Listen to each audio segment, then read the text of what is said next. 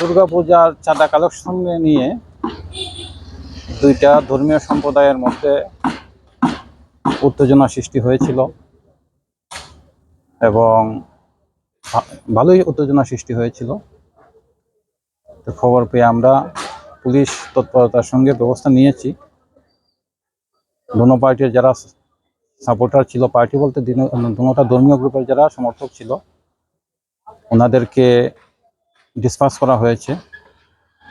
এই সিচুয়েশনের প্রতি আমরা নজর রাখছি এবং আমি দেখি যদি সিচুয়েশন ইমপ্রুভ করে তাহলে 144 জারি করাবো না, আদারওয়াইজ 144 জারি করানো হবে এখানে। Thank you. বাড়িঘর ভাঙচুর বলতে দুটো বাড়িঘর ভাঙচুর হয়েছে শুনেছি, একটা তো বিউটি পার্লার ভাঙচুর হয়েছে আমি দেখে এসেছি। তবে উভয় সম্প্রদায়ের মানুষ মিলিতভাবে চেষ্টা করেছেন সাম্প্রদায়িক সম্প্রীতি যাতে বজায় থাকে।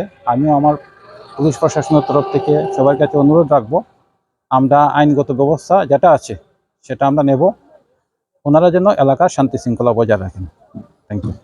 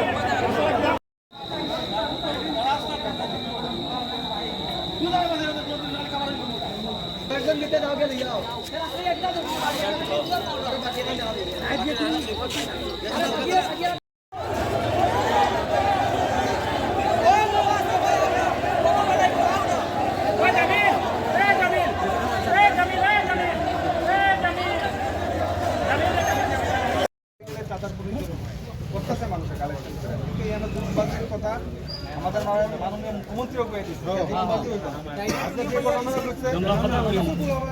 কিছু ছেলেরা আছে কথাবার্তা করতে টাকা দিয়ে এবং আসামি অ্যারেস্ট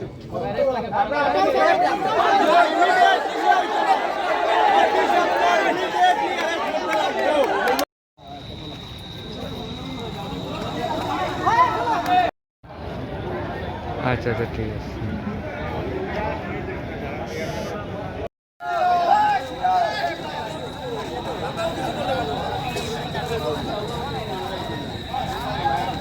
এখন তার কি ফল্ট আছে কি আছে জানি না, কিন্তু আমি আমার